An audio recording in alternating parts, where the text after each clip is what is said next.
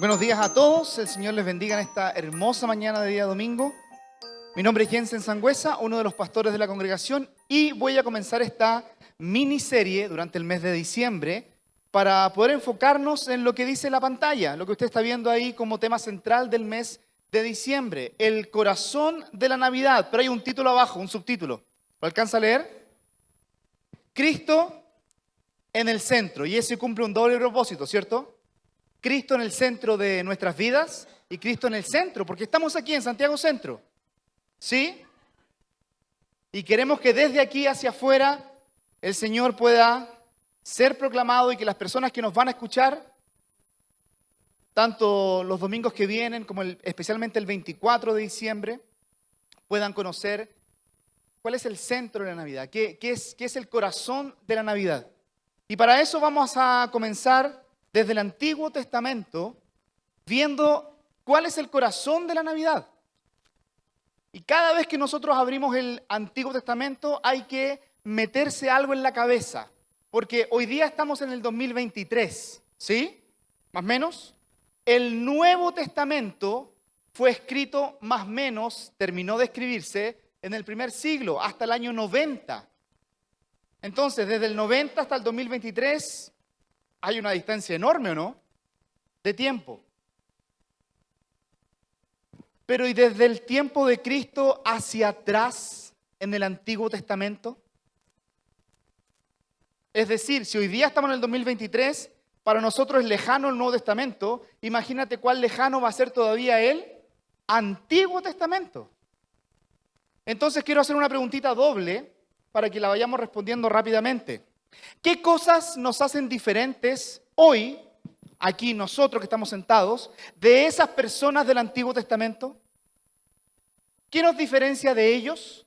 Escucho sugerencias. Puede levantar su mano y dice, pastor, esta me la sé. ¿Qué te diferencia de ellos? Levanta tu mano y dime. ¿Garrido? ¿El vestuario, la ropa o no? Por supuesto. Es diferente la textura, es diferente la hechura, los colores. Sí, el vestuario nos hace diferente de la gente del Antiguo Testamento. Ahí tienes una diferencia, ¿cierto? ¿Otra, Carmen? Perfecto, una diferencia que ellos tenían la palabra del Señor de forma oral y a medida que se estaba, ¿cierto?, desarrollando la historia, ellos escribían ciertos papiros o manuscritos. Pero nosotros hoy día tenemos, desde Génesis a Apocalipsis, el canon completo. Muy buena diferencia. Luz, Elizabeth. Ya están muy espirituales ustedes, ya, no, están demasiado espirituales. Cosas más comunes, pero entiendo, hermana Elizabeth, que el Espíritu Santo en el Antiguo Testamento, ¿cierto?, iba y venía sobre personas, ¿verdad? Hoy día el Espíritu Santo está en nosotros, perfecto. Cosas más triviales. ¿Qué te diferencia de ellos, Amalia? Tecnología. ¿Sí o no? Hay una diferencia pero enorme en la tecnología de ellos con la tecnología de nosotros. ¿Sí? Ahí me están haciendo señas arriba. Espérame un segundo. David. Medios de transporte. La última vez que fui a Viña del Mar ya habían suspendido todo lo que eran las victorias, ¿cierto? La atracción de los carros tirados por caballos. Pero en la antigüedad, camellos, burros, caballos, delfines. No, eso no. Arriba, ¿qué dice audio? La cultura, por supuesto. Las comidas son iguales. El agua es igual. El clima es igual. Entonces, hay cosas que nos diferencian de ellos. Pero aquí viene la pregunta doble. ¿Y en qué nos parecemos a ellos? ¿Sí? Piense por 20 segundos, por favor, porque ya viste algunas diferencias con ellos. Ahora, ¿qué te hace igual a ellos? Vaya pensando. Y cuando crea que tenga una respuesta, de la misma manera, ¿cierto? Algo más trivial, algo más cotidiano. El que respondió ya no responde, lo siento, Garrido. Lo siento, Carmen, el que respondió, le damos la pasada a otra. ¿Alguien? Ahí tenemos Chichi. Perdón, hermano. Mi mente voló más rápido que... ¿En qué nos parecemos con la gente del Antiguo Testamento? ¿Perdón? Igual que nosotros hoy en día, ellos vivían en comunidades y en familias, ¿o no? ¿Nos parecemos o no? Por lo tanto, hay necesidades familiares que hay que suplir, tanto ellos como nosotros. Arriba, por el Zoom. Las necesidades, aunque las necesidades por definición son jerarquizables, es decir, que cada uno tiene ciertas necesidades y otro las jerarquiza de otra forma, ¿cierto? Para mí, número uno es comer, para otro es seguridad, ¿sí? Bueno, pero todos compartimos las mismas necesidades, tanto del Antiguo como del Nuevo Testamento. ¿Y una más? Allá, hermano. Bueno, dos más para después del Alex. Todos tenemos. En el Antiguo Testamento las personas tenían ansiedades, preocupaciones. Hoy en día, ninguna, ¿cierto? Compartimos eso con ellos. Y terminamos con nuestro hermano Alex. Nos parecemos en que ellos podían recurrir a Dios y hoy en día también. ¿Te diste cuenta que hay cosas que aunque nos diferencian, hay también cosas que nos igualan a ellos? Y el corazón de la Navidad nos va a decir como respuesta que Cristo va a poder ayudar a esas personas del Antiguo Testamento, a las del Nuevo y a las del 2023. ¿Por qué? Porque aunque hayan cosas que nos separen, muchas cosas que nos mantienen unidos. ¿Entiendes la idea? Y ese es el mensaje que nosotros vamos a compartir cuando hablamos del corazón de la Navidad. Isaías, por favor, vaya ahí a su Antiguo Testamento. No nos vamos a ir tan atrás en el Antiguo Testamento, pero los que tengan Biblia de estudio, ¿cierto? Y los que conozcan la fecha ya van a estar pensando Isaías. Y quiero que me saquen la cuenta. ¿Sí? Desde el 0 hacia atrás, porque la historia se divide en 0, ¿cierto? Y empezamos a sumarle números hacia atrás. Y desde el 0 adelante. Hoy día estamos en el 2023. ¿Ya? Desde el 0 hacia atrás, Isaías, ¿en qué tiempo habrá vivido? ¿En qué época? ¿En qué año? ¿Alguien quiere lucirse con sus hermanos? 700. Redondeemos en 700, usted puede decir 760, 740, 720, pero alrededor del 700 antes de Cristo. Culturalmente, ¿qué estaba pasando en esa fecha? Socialmente, cosas mundiales, ¿de acuerdo? ¿Las pirámides ya estaban hechas? Hace rato las pirámides estaban hechas, ¿sí? ¿Eventos mundiales de ese tiempo? Es interesante porque las necesidades que ellos tenían, las tenemos nosotros. En el tiempo de Isaías, en el contexto de Isaías, ¿verdad? Todavía habían reyes gobernando el mundo. Y cada vez que se levantaba un rey y conquistaba a otros reyes, se le conocía como un imperio, porque dominaba a las otras naciones. En el tiempo de Isaías había un imperio que estaba dominando desde el norte hacia abajo en Jerusalén, y era el pueblo o el imperio asirio. Los asirios dominaban y empezaron a conquistar mucho territorio, a tal punto que como Israel estaba dividido en dos, el imperio del norte de Israel y el imperio del sur, el imperio del norte con sus 10 tribus fueron invadidos por el pueblo asirio. Y cuando digo invadidos, muertos, deportados, y empezaron a traer a su gente a vivir en todo lo que era la región del reino del norte. Y ahí había una frontera imaginaria donde estaba el reino del sur, con 2 tribus solamente, dando la pelea para decir, ojalá que no nos invadan, ojalá que no nos invadan, ojalá que no nos invadan. Y el encargado de hacer toda esa estrategia era un rey. ¿Sí? Y ese rey empezó a hacer alianzas políticas, sociales, económicas, militares, con un imperio que estaba mucho más abajo de ellos. ¿Quién será? Si arriba estaban los asirios, acá está el pueblo de Israel, ¿qué hay abajo del pueblo de Israel? Alejandra, ¿ya te leí los labios? ¿Ah? Egipto. ¿Sí? Un imperio completamente antiguo, ¿no? Y ellos estaban buscando hacer alianza con Egipto. Y este rey dijo, de aquí nadie me saca. Yo voy a dar la pelea, a dar la pelea, a dar la pelea. Y llega el profeta Isaías a escena, a decirles, ¿sabes qué? Estás equivocado en tu pensamiento. Porque la alianza que quieres hacer no corresponde hacerla, porque nosotros tenemos una alianza hecha con Dios. Y Dios en su palabra nos prohibió hacer alianzas con Egipto. Y ahí estaba este rey. Usted sabe que en el primer libro de Reyes, segundo libro de Reyes, se nos cuenta la historia de los reyes, ¿cierto? Y generalmente se nos dicen cómo era ese rey, si era buen rey o mal rey. Vaya por favor conmigo ahí a segundo libro de Reyes, capítulo 16, versículo 2, para ver el resumen nomás de este rey. Este rey es el rey Acaz. Segundo libro de Reyes, capítulo 16, versículo 2. ¿Me avisa si voy a tener en la pantalla los versículos, hermano? ¿Sí? Segundo libro de Reyes, capítulo 16, versículo 2.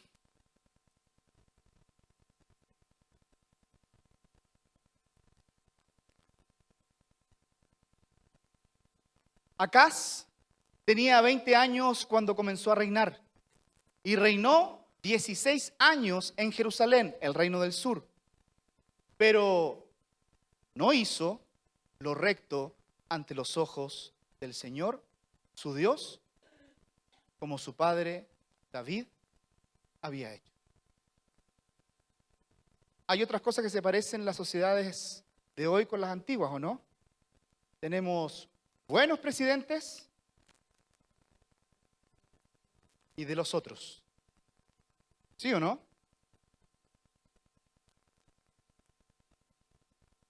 Y aquí tenemos a este pueblo. 10 tribus hacia arriba ya habían caído bajo el imperio y quedaban solamente 2 tribus abajo. ¿Qué hacemos? ¿Cómo nos defendemos? Y el rey Acaz, en el resumen de su vida, hizo lo malo delante del Señor. Y aparece el profeta Isaías, diciéndole a este pueblo, no confíen en las alianzas externas, hay que confiar en el Señor. Algún día el Señor nos va a liberar completamente. No es el momento, dijo Isaías. Y se le habló al profeta Isaías capítulo 8, vamos a llegar al 9, pero déjame leer algunos textos. Isaías capítulo 8, versículo 16. Dios le dijo a Isaías, en el tiempo de este rey, ata el testimonio, Isaías, sella la ley entre mis discípulos. Es decir, ¿habrá alguien en el pueblo que siga a Dios? Y Dios le dice a Isaías, si hay alguien que siga a Dios, aparte de tú, Isaías, haz algunas cosas con la Biblia. ¿Sí? Aguardaré al Señor que esconde su rostro, 17, de la casa de Jacob. Sí, a Él esperaré, dijo Isaías y algunas personas que confiaban todavía en el Señor.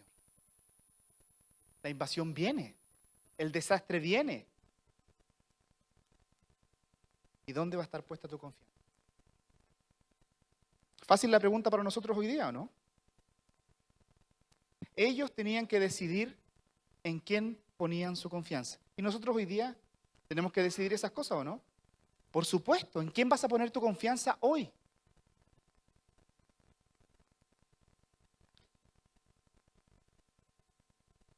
(19, 8:19), mira el problema que tenían ellos. Y cuando os digan, consultad a los médium y a los adivinos que susurran y murmuran. Ahora, esos adivinos y los adivinos y los médium, el rey lo estaba consultando y le estaba preguntando a los médium en vez de a los profetas y le decían, ¿cómo nos va a ir con los asirios? ¿Y sabe lo que le decían los médium y los adivinos? Va a estar todo bien. Súper bien, vamos a resistir. Vamos a estar pero perfectamente bien. Y el Señor dice, ¿No debe un pueblo consultar a su Dios? ¿Acaso consultará a los muertos por los vivos? Interesante, ¿no? Los problemas de ellos fueron a buscar respuesta ¿a dónde? A donde Dios había dicho que no lo hiciera. ¿Se parece a nosotros hoy día o no? A nuestra sociedad, no a usted. Aunque usted es parte de la sociedad, yo también. ¿Dónde consultamos cuando tenemos un problema? ¿A dónde vamos cuando tenemos un problema?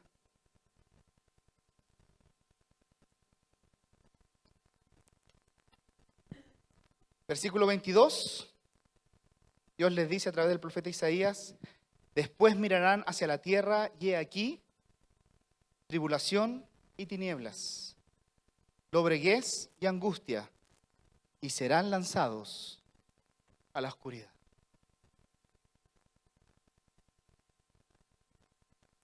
Dios ha establecido algunos compromisos con ese pueblo, con el pueblo del Antiguo Testamento. Estableció compromisos y les dijo: ustedes tienen que servirme. Ustedes no pueden hacer alianzas con ningún otro pueblo. Y ustedes tienen que sacar a las personas que están en esta tierra, fuera de esta tierra, porque es de ustedes. Y el profeta les recuerda esto: si ustedes no sirven al Señor, si ustedes hacen alianzas que no sean con el Señor, si ustedes permiten que el pecado siga continuando y viviendo en medio de ustedes, Dios ya nos dijo, nos advirtió. ¿Qué cosa nos advirtió? Ahí está: tribulación, tinieblas, lobreguez y angustia, y serán lanzados a la oscuridad. No es muy bueno el panorama, ¿cierto? No es muy gratificante, pero ellos van a vivir esto. Las 10 tribus hacia arriba ya vivieron eso, y las 2 tribus que quedan, el profeta le está advirtiendo: ¿vamos a vivir lo mismo que ellos o vamos a confiar en el Señor? Y aquí comienza el corazón de la Navidad. Las promesas del Señor para nosotros. Porque en medio de la oscuridad, y esta es una reflexión que tuve en la semana. ¿Es verdad que existe la oscuridad? ¿Sí? Metafóricamente hablando, la oscuridad, ¿qué representa? Ya uno, por favor. ¿Ah? Ausencia de luz. Perfecto, nos dejaste donde mismo, pero súper buena la definición. Esa fue la definición que nos dijo la otra vez el pastor Jaime, ¿cierto? Pero la oscuridad, metafóricamente en la Biblia, ¿qué representa? Me estoy alejando de la luz. ¿Me estoy alejando de quién? De Dios. Y cuando me alejo de la luz, cuando me alejo de Dios, ¿qué viene? Tinieblas, angustias, lobreguez, dice ahí, ¿cierto? Los problemas empiezan a hacerse más grandes de lo que yo estimo conveniente y pierdo la perspectiva. ¿La oscuridad existió en el Antiguo Testamento? Metafóricamente hablando, sí. ¿Existe hoy día? Sí.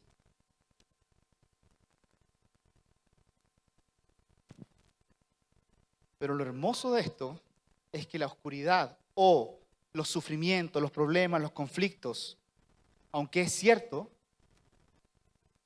no es toda la verdad de la historia que el Señor nos va a contar.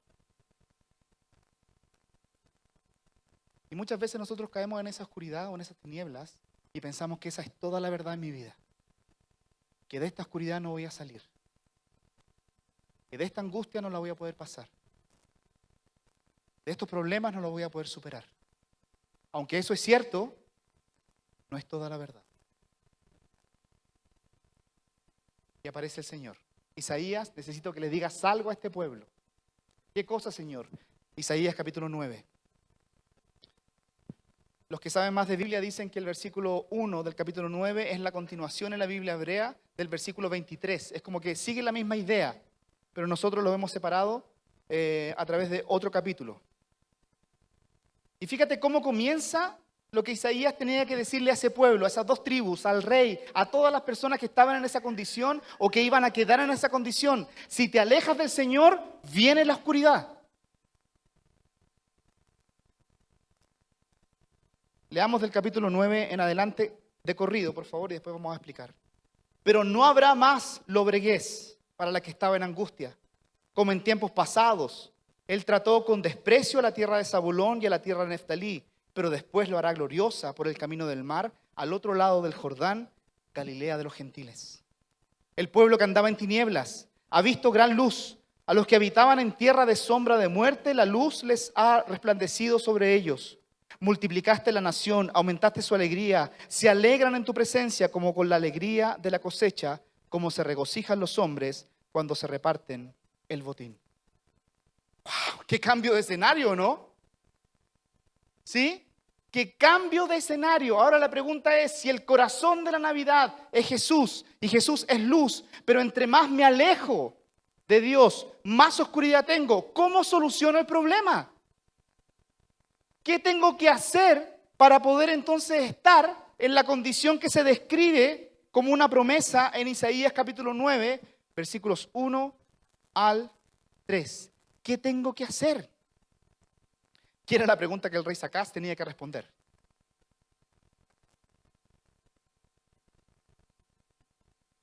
Y es la pregunta que yo quiero que hoy día tú y yo respondamos. Si me alejo del Señor, las consecuencias son oscuridad, siempre. Eso dice la Biblia, no yo.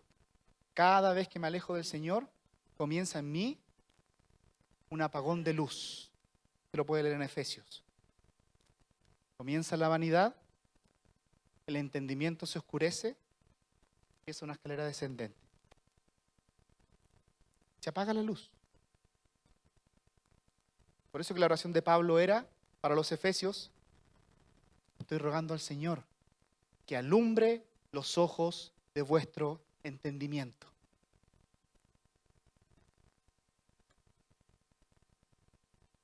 Tenemos un mapa. Y si usted tiene un mapa ahí en su Biblia, vaya al libro de mapas, ¿cierto? Y busque el mapa de las 10 tribus o de la tierra dividida, si es que tiene atrás de su Biblia un mapa y logra ubicarse. Si no, aquí tenemos un pequeño mapa porque se mencionan 3 regiones en el versículo 1. Pero no habrá más lobreguez para la que estaba en angustia. ¿Quién es la que estaba en angustia? No es el pueblo de Judá, no son las 2 tribus. ¿Quién se había alejado del Señor y el Señor los llevó con los asirios? Todo el reino del norte. Ellos estaban en angustia y el profeta Isaías dice, ¿queremos ser como ellos? Le dice a sus contemporáneos en Jerusalén, en Judá, en Benjamín. ¿Queremos estar como ellos? Porque ellos están en oscuras ahora. Pero mira la promesa. Pero no habrá más oscuridad para la que estaba en angustia. La pregunta es, ¿quién es la que estaba en angustia? Israel, o las 10 tribus de arriba, la hermana de Judá, por eso habla en femenino. Como en tiempos pasados, él trató con desprecio a esa tierra. Por favor, busca ahí la tierra de, aparece Zabulón, ¿cierto? ¿La tienes ahí? Está en morado en el mapa. ¿Sí? Ahí está Zabulón. Él trató con desprecio a la tierra de Zabulón y también a la tierra de Neftalí. Agacha un poquito más la imagen o súbela porque Neftalí está justo arriba del mar de Galilea. Hasta ahí nomás llega, ¿cierto? Ahí está, Neftalí. Tenemos Zabulón, tenemos Neftalí y por último aparece, pero después la hará gloriosa por el camino del mar, al otro lado del Jordán, Galilea de los gentiles. Usted tiene, bueno, en el mapa que está viendo usted, ¿cierto? En ese mapa, a su derecha tiene el mar Mediterráneo, ¿sí? ¿Sí?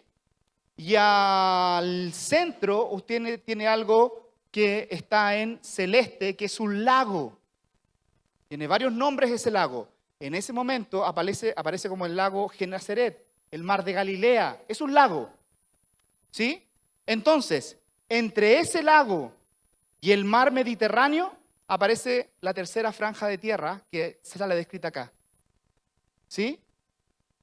Es una franja de tierra, es una franja comercial. Si usted baja, ¿cierto?, por ese camino entre el Mediterráneo y el río Jordán, usted va a encontrar una ruta de comercio. Esa ruta de comercio, ahora, ¿quién la gobierna en el tiempo de Isaías? Los asirios. no Jerusalén, perdón, no la tierra de Israel. Por eso que dice, y a la tierra de Neftalí, pero después la hará gloriosa por el camino del mar Mediterráneo, al otro lado del Jordán, Galilea de los gentiles. En ese tiempo, toda la nación del norte, las 10 tribus del norte, estaban siendo gobernadas por gentiles. Ellos están en oscuridad, ellos están en angustia. El rey David se había esforzado para poder hacer toda esa ruta de comercio, una ruta de comercio que solamente le dejara dinero ¿a quién? A Israel. Fortificó ciudades, puso ejércitos, hizo tratados internacionales con justamente Damasco, Asiria, el Líbano, de donde se traen las maderas, hizo tratados comerciales con Egipto, hacía tratados comerciales con todo lo que era Babilonia. Y tenía todo el mar Mediterráneo para ir un poco más lejos a comercializar en barco. ¡Wow! Pero todo eso lo perdieron. Poco a poco, cuando nos alejamos del Señor, las cosas van menguando en nuestras vidas. Siempre. La pregunta que ronda siempre, ¿por qué me está yendo así? ¿Qué está pasando en mi vida? Lo que tenemos que preguntarnos es, ¿te estás alejando del Señor? Interesante que el versículo 1, ¿cierto?, da una promesa. Algún día esa tribu de arriba, ¿cierto?, todas esas naciones, todas esas tribus van a ser restauradas. Pero ahí estaba Acaz, ahí estaba Isaías, ahí estaban las 2 tribus. ¿Será que nos va a pasar lo mismo que a ellos? ¿Vamos a quedar en oscuridad? Y Isaías le está dando una promesa a ellos. Ellos van a ser restaurados. Versículo 2, por favor. El pueblo que andaba en tinieblas. Vuelvo a repetir la pregunta. ¿Quién es el pueblo que andaba en tinieblas o el pueblo que estaba en angustia? Los del norte, ¿sí? Los del norte. Ellos eran el pueblo que andaba en tinieblas. Ahora, esto es interesante, porque Isaías está dando una promesa y es una promesa al futuro. ¿Sí? Nosotros sabemos que por lo menos van a pasar 700 años hasta el nacimiento de Cristo y durante 700 años esa promesa todavía no va a ser ejecutada. Y dice así, el pueblo que andaba en tinieblas, ayúdame con el verbo por favor, ha visto gran luz. Es que es complicado esto, es como trascender en dimensiones paralelas, ¿de acuerdo? Isaías está en el 700, ¿sí? Él está hablando hacia el futuro, ¿sí? ¿Y qué dice del futuro? Que la que estaba en angustia en su tiempo, ¿cierto? Algún día en el futuro, ¿qué va a pasar? ¿Qué va a pasar? Va a haber gran luz. Pero esto es interesante, por favor, sígame con esta explicación. ¿Sí? En el futuro, la que estaba en angustia, o andaba en tinieblas, no dice que va a haber. ¿Qué dice el verbo? Ha visto. ¿Entiende la idea? Porque aunque está hablando en futuro, los hechos los va a dar en pasado. ¿Por qué será?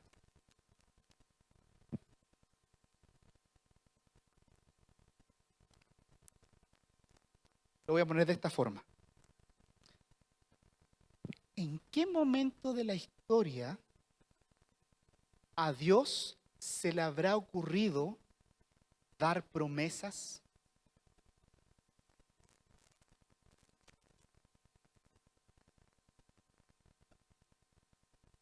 Guarde esa pregunta, ¿sí? Voy a ir para allá, pero guarde esa pregunta.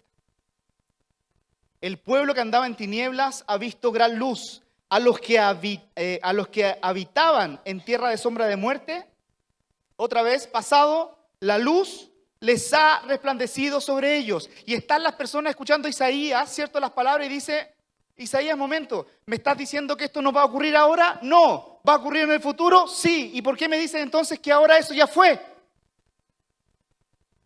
¿Por qué me dices entonces que la luz ya le resplandeció?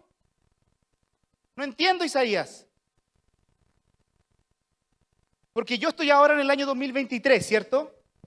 Si pensáramos que alguno de ustedes está en la situación de angustia o de tinieblas o se está alejando del Señor y abres la Biblia y dice, pero hermano, algún día el Señor va a hacer una obra completa en ti y te dice, y ya la hizo. Pero, ¿cómo que la hizo si estoy ahora aquí? No llego a fin de mes. Problemas familiares, problemas conyugales, ¿cómo crío a mis hijos? ¿Por qué me hablas de una promesa futura y ahora me dices que esa promesa ya fue cumplida? No entiendo, no entiendo, Isaías. Me estás quebrando la cabeza.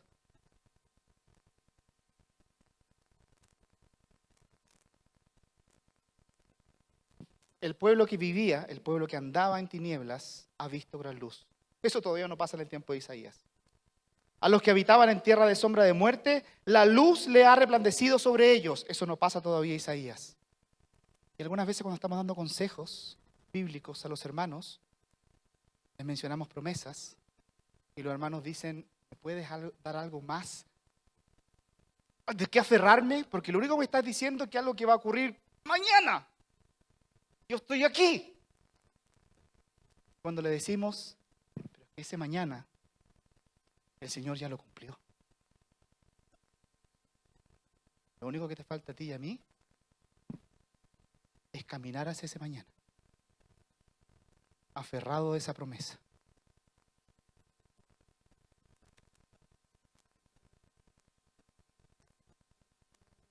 ¿Qué va a pasar con esa tierra que andaba en tinieblas? Va a haber luz, maravilloso, ¿cierto? Dice el versículo 3, multiplicaste la nación, ahora, 10 tribus, ¿sí? Todos se fueron con los asirios. Y ahora Isaías se para y le dice, por parte de Dios, ellos van a ser multiplicados como nación. Isaías, están todos en Asiria. Y los que no están en Asiria están muertos. Y los únicos que están viviendo en esa región son asirios. ¿A quién va a multiplicar? Y aquí lo tiene usted. Isaías diciendo, el Señor me dijo que tenía que decirle a ustedes, multiplicaste la nación, aumentaste su alegría, se alegran en tu presencia como con la alegría de dos cosas, de la cosecha y cómo se regocijan los hombres cuando se reparten el botín. Es rico cuando hay cosecha, ¿o no? Hemos disfrutado de la cosecha del pastor Patricio con sus ají, su cilantro, y cuando él empieza a repartir en la cosecha, ¿no? Y nos llegan esos regalitos así como, ¡oh, qué rico! Es un tiempo de alegría. Y es más, hay un tiempo de alegría, dice ahí, cuando la guerra ha terminado y empiezan a repartirse, ¿qué? El botín. Son tiempos de ellos, ¿cierto? Pero nada de eso está ocurriendo en el momento de Isaías. Isaías está diciendo, eso va a ocurrir en el futuro.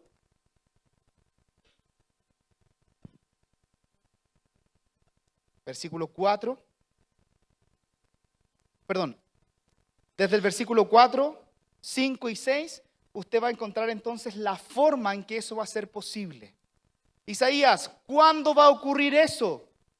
Generalmente nosotros preguntamos, ¿por qué? ¿Y cómo respondemos? Porque, ¿entiende? El por qué separado, el por qué junto. Y aquí hay un por qué junto, porque es una respuesta, ¿o no? Y va a encontrar 3 por qué. Versículo 4, versículo 5, versículo 6. Es otra forma de decir, así lo va a hacer el Señor, de esta manera. Versículo 4, primer por qué. Porque tú, Dios, quebrarás el yugo de su carga, el báculo de sus hombros y la vara de su opresor, como en la batalla de Madián. Los judíos tienen esta forma de escribir con 3 cosas, como para dar ejemplos. Triadas se llaman. ¿Sí? ¿Cómo va a poder ese pueblo tener luz, tener alegría? Lo primero que va a ocurrir es una liberación. Estamos entrándonos cada vez más en el corazón de la Navidad. ¿Cómo una persona en oscuridad puede tener luz? Solo a través de la liberación de Dios en sus vidas. Y pone 3 ejemplos para nosotros. El ejemplo del yugo. Siga conmigo. El ejemplo de el báculo y el ejemplo de la vara. ¿Sí? Generalmente tenemos una masoterapeuta. ¿Dónde está la que filmó recién? ¿No fue? Oh, la perdimos. ¿Dónde está? Ahí está. Perfecto, nuestra hermana. Generalmente en la espalda se forma un nudo, ¿no? ¿Sí? Que es algo que empieza como a enrollarse, y generalmente alguien que sabe de nudos de cuello dice, usted está tenso. Porque sabe. Eso tenso del versículo se llama yugo. Y los yugos solamente se le ponen en la antigüedad a los animales o a los esclavos, para que no se salgan de donde la persona que le puso el yugo quiere llevarlos. ¿Sí? Nosotros hoy día le llamamos, sabes que estás cargando una mochila que no debes cargar. ¿Has escuchado eso? Sabes que estás en un lugar donde no debieras estar. Sabes que estás tomando decisiones que no deberías tomar. Y todo eso te está, palabras bíblicas, esclavizando. Y la única forma de salirse de esa esclavitud, por favor escucha esto, es que alguien te quite el yugo. Y esa es la promesa para el pueblo. Va a haber un momento en que tú quebrarás el yugo de su carga. Va a haber un momento que el báculo de sus hombros, ¿sí?, que da poder a las personas y te dirigen, como el chiste de usted tiene un palo y hace lo que quiere con ese palo, y te dirige ese palo. El maestro orquesta, que es lo que tiene, un palo y dirige la orquesta, ¿no? ¿Sí? Ese báculo dirigía a las personas porque era autoridad. El rey de Asiria tiene un báculo que está dirigiendo tiranamente a ese pueblo. Y cuando ese pueblo no quería obedecer, aparece el tercer palito, que aparece ahí. La vara de su opresor. Pero quiero que entiendas esto, por favor. Esos 3 ejemplos nos hablan de liberación. La pregunta es, ¿y cuándo, Isaías? ¿Cuándo va a suceder esto? Porque las 10 tribus están completamente esclavizadas, ¿dónde? En Asiria o muertos. Pero Isaías le está advirtiendo al pueblo también, no nos vaya a pasar a nosotros eso. Y la palabra del Señor se conecta con nuestra necesidad y dice, no nos vaya a pasar eso a nosotros. Estemos siendo esclavizados con yugos, cetros que dirigen nuestra vida, o con palitos que nos pegan para castigarnos. Y viene la promesa, porque algún día alguien va a poder liberarte. Lo interesante de esto es que ellos no podían liberarse a sí mismos. Primer por qué. Segundo por qué, segunda forma, la tiene en el versículo 5. Porque toda bota que calza el guerrero en el fragor de la batalla y el manto revolcado en su sangre van a servir para van a servir para una cosa. Para quemar solamente va a ser combustible para el fuego. Sé que metafóricamente nosotros sí estamos en una lucha, en una batalla, en una pelea. Ahí están las figuras del Nuevo Testamento diciéndonos que somos soldados, que tenemos que estar firmes, resistir a vuestro adversario el diablo. Que somos soldados de Jesucristo. Sí, todos tienen sus propias luchas. Y esas luchas también las compartimos con ellos, Antiguo Testamento. Y muchas de esas luchas las compartimos también entre nosotros. Dificultades, adversidades, cosas que yo tengo que dar la batalla todos los días en la mañana, ¿cierto? Apagar ese despertador y ¿Me tengo que levantar y ir a trabajar o no? Hay cosas que son luchas, hay cosas que son batallas personales. La Biblia dice, y es la esperanza para ellos, algún día todo lo que se hace en la batalla, tus zapatos o tu manto ensangrentado, lo único que va a servir eso es para que alimentes un fuego. Se va a quemar todo. Y no vamos a tener más lucha. No voy a tener que estar peleando. Promesa. Y aparece el tercer porqué. El corazón de la Navidad. Porque un niño nos es nacido.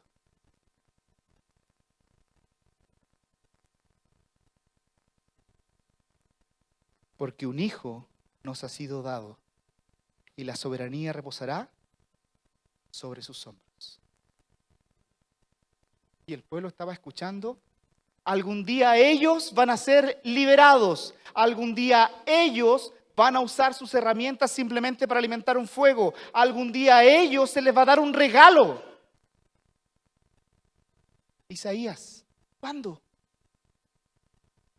Y el texto de los por qué, ahora usted tiene que leerlos saltadamente. Es decir, ¿puede haber liberación sin que ese niño nazca?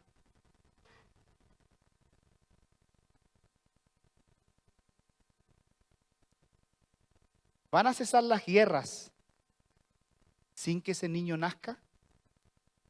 No. ¿Usted va a poder ser liberado sin que ese niño nazca?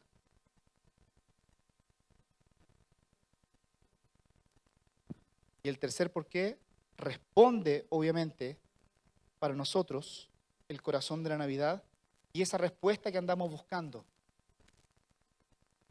Y en ese texto Isaías resume para nosotros, ¿cierto?, todo lo que va a ocurrir y que celebramos, entre comillas, supuestamente, el 24 de diciembre. ¿Qué celebramos el 24 de diciembre? La Navidad, ¿cierto? ¿El nacimiento de quién? De esa promesa. Porque un niño nos ha nacido. Isaías todavía no nos nace. ¿A dónde está? Hay que esperar 700 años, dice Isaías. Porque un niño nos ha nacido. Note la palabra niño y note la palabra hijo. ¿Sí? Y note la palabra nacido y dado. Habla de Cristo, habla de su nacimiento virginal, habla de que ese Dios, por favor vaya ahí a Isaías capítulo 7, si lo quiere corroborar, Isaías 7, 14, habla de que ese Dios iba a nacer en la forma de un niño, iba a tener un nombre. Por tanto, el Señor mismo dará una señal. He aquí, una virgen concebirá y dará a luz un hijo y le pondrás por nombre Emmanuel. Mateo nos dice que traducido es Dios con nosotros. Porque un niño nos ha sido nacido, un hijo nos ha sido dado. Y fíjate por favor lo que sigue. Y la soberanía reposará sobre sus hombros. Ese hijo, ese niño nos va a poder liberar. Y el pueblo estaba esperando a ese libertador. Y ese libertador nace en un pesebre. Extraño. El pastor Patricio nos dijo que estaba preparado su momento en la cruz. Entonces, ¿de qué nos va a liberar? De la oscuridad, del yugo, del pecado.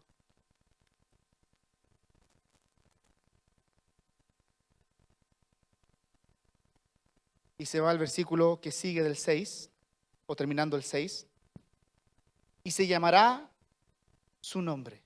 Wow. Reina Valera, si es que lo tienes por ahí, el mismo versículo, hermano, de Isaías 9:6, pero en Reina Valera. ¿No? Ya. ¿Alguien tiene Reina Valera? Sí, perfecto. Hermana, donde dice, y se llamará su nombre, ¿qué es que continúa diciendo? ¿Ya? ¿Hay una coma ahí o no? ¿Sí? Ya. Admirable, coma, consejero, ¿sí? Ya. Coma, coma, príncipe de paz, ¿cierto? Generalmente los traductores eligen ciertas reglas gramaticales y en Reina Valera eligieron poner una coma entre admirable y consejero. No preferimos esa regla gramatical de ese versículo, con la coma, porque el texto debiera decir que el niño que van a nacer, ¿sí? Ese regalo que Dios nos va a dar, ese Emanuel, Dios mismo bajando a la tierra, ¿cierto? Tiene 4 características fundamentales. Primera característica, admirable consejero. ¿Qué atributo de Dios se parece a esto? Si alguien busca un consejo, ¿sería un consejo plero, completo, o parte de un consejo nomás? Que no vea todo el panorama. Fuerte. Omnisciente. Dios es un Dios omnisciente, todo lo sabe. Por lo tanto, cuando las personas vayan en busca de ese niño a pedir un consejo, Isaías dice que el nombre de ese niño va a ser admirable consejero. Que va a poder darle al clavo en el problema de la humanidad y va a otorgar su consejo maravilloso, admirable. Y usted lee las páginas del Nuevo Testamento cada vez que se acercaron a Cristo, los consejos que Él daba, hasta el día de hoy. Segundo nombre de este niño, con esto ya deberíamos dejar en claro que Jesucristo, el nacido, el que va a nacer ahí en Belén, es Dios, ¿qué dice? Poderoso. Característica o atributo que solo le pertenece a Dios, la omnisciencia, sí. ¿Y acá qué omni sería? Omnipotente, todo lo puede hacer, incluso resucitar de la muerte al que pensábamos que estaba muerto. Tiene todo el poder para hacerlo, porque es un Dios guerrero, poderoso. Los que han estudiado el nombre de Dios, el Gibor, Él tiene la capacidad de hacer lo que nadie más pudo hacer, que vencer la muerte, vencer al diablo, quitarle las llaves y ser el dueño del infierno, del cielo, de la tierra y lo que está debajo de la tierra. ¿Por qué? Porque tenemos un Dios, el que va a nacer, un Dios poderoso. ¿Podrá cambiar mi circunstancia ese Dios o no? ¿Podrá liberarme? ¿Podrá sacarme de las tinieblas y llevarme a su luz admirable? ¡Por supuesto! Tercer nombre de este niño que iba a nacer. Padre eterno. ¡Wow! Nos falta un omni, así que no hay por dónde perderse. Omnisciente, omnipotente, piense esto. ¿Dónde comienza la eternidad? Por si la eternidad no puede comenzar porque es algo eterno, ¿cierto? ¿Cómo va a comenzar la eternidad? ¿Dónde termina la eternidad? Por si no tiene inicio, tampoco tiene fin, ¿cierto? Porque tenemos un Dios que no puede contenerlo el tiempo y el espacio. Por eso que Él es omnipresente. Porque las reglas de tiempo y espacio a Él no lo limitan, porque Él está sobre eso. Por eso que es un Padre eterno. Me encanta la característica de padre, ¿o no? ¿Podría darme una característica de un padre, de un buen padre?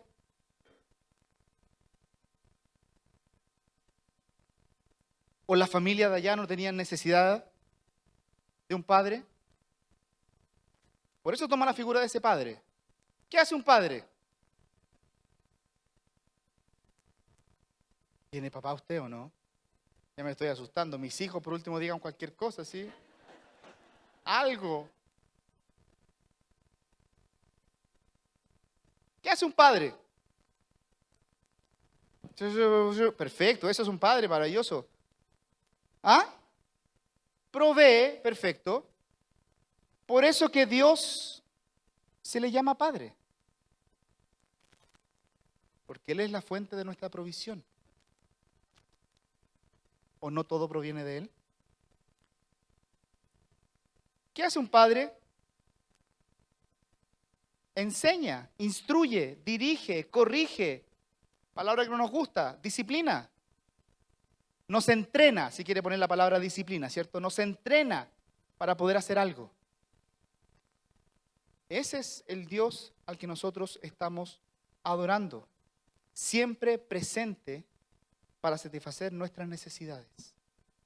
Y ese niño que iba a nacer, y le iba a llamar Padre Eterno.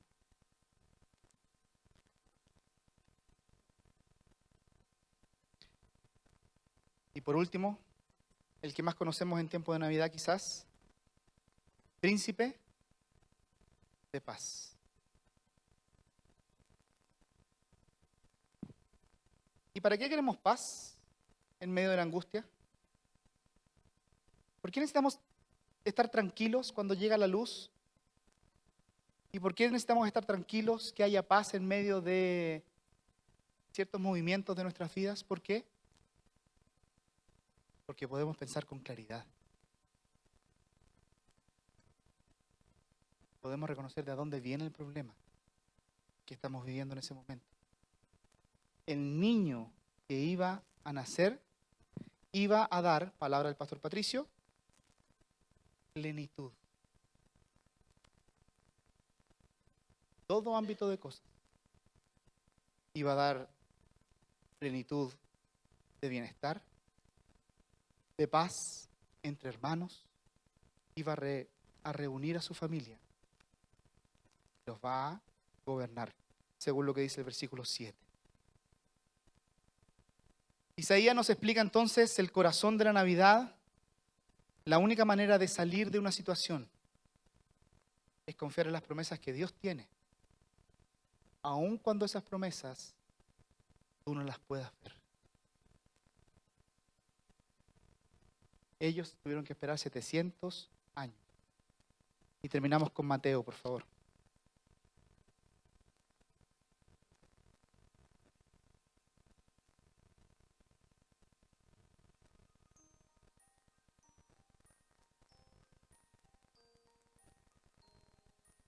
Mateo capítulo 4, versículo 12 en adelante. Pasaron los 700 años. ¿Sí? Esa es la idea. Pasaron los 700 años. Van a cumplir los 3. ¿Por qué? Cuando él oyó, Jesús, que Juan había sido encarcelado, se retiró a Isaías 9:1, a esa tierra que estaba con angustia, desolada, oscura. Él había nacido en Belén, pero ahora está radicándose allá en Galilea. Se retiró a Galilea, ¿por qué razón? Siga leyendo. Saliendo de Nazaret fue y se estableció en Capernaum, que está junto al mar, en la región de ¿quién? Zabulón y de Neftalí, para que se cumpliera lo dicho por medio del profeta Isaías, cuando dijo, tierra de Zabulón y tierra de Neftalí, camino del mar, al otro lado del Jordán, Galilea de los gentiles. El pueblo asentado en tinieblas vio una gran luz, y a los que vivían en región de sombra de muerte una luz le resplandeció. Desde entonces Jesús comenzó a predicar y a decir: Isaías se va a cumplir, pero hay que arrepentirse, porque el reino de los cielos ha llegado a dar luz.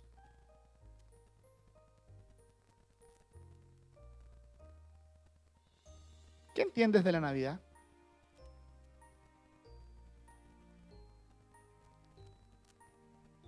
Porque cuando enseñemos, prediquemos, aconsejemos, hay que darle esperanza a las personas. Y aunque ellos tuvieron que esperar 700 años, nosotros lo vemos como una promesa cumplida. 100%. Aunque hay cosas que todavía no se cumplen. y que muy probable no nos va a tocar a nosotros vivirlas. El corazón de la Navidad, por lo tanto, es Jesucristo.